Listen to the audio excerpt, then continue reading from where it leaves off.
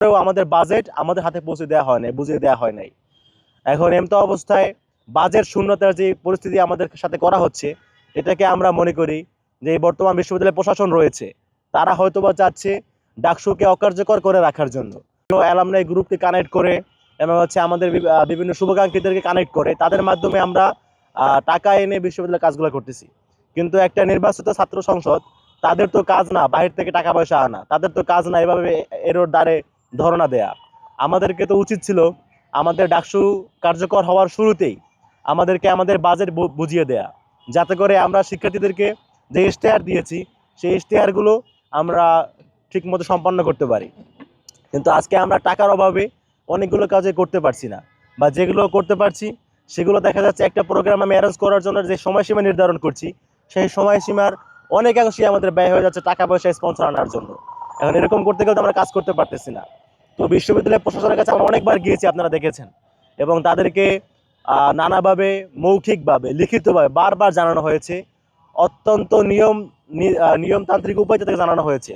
এরপরে আমরা বারবার যাওয়ার ফলে আমাদেরকে মোবাক্ষাও দেওয়া হয়েছে, কিন্তু তারপরেও আমাদের বাজেট আমাদের হাতে পৌঁছে দেওয়া হয় নাই, বুঝিয়ে দেওয়া হয় নাই। এখন এমতো অবস্থায় বাজেট শূন্যতার যে পরিস্থিতি আমাদের সাথে করা হচ্ছে, এটাকে আমরা মনে করি যে এই বর্তমান বিশ্ববিদ্যালয় প্রশাসন রয়েছে, তারা হয়তোবা চাচ্ছে ডাকসুকে অকার্যকর করে রাখার জন্য। যে ডাকসু থাকবে একটা নামমাত্র ছাত্র সংসদ, যারা কোনো কাজ করতে পারবে না টাকার অভাবে, এরকম একটা সিচুয়েশন তৈরি করে আমাদেরকে অকার্যকর করে রাখার মতো একটা পরিবেশ তারা সৃষ্টি করছে। তো এই জায়গা থেকে বিশ্ববিদ্যালয় প্রশাসনকে আমরা আপনাদের মাধ্যমে আবারও আহ্বান জানাচ্ছি, আপনারা 6 মাস হয়ে গিয়েছে, এখনো আমাদের বাজারে একটা টাকা আপনারা দেন নাই, 25 লাখ টাকার আশ্বাস পেয়েছি।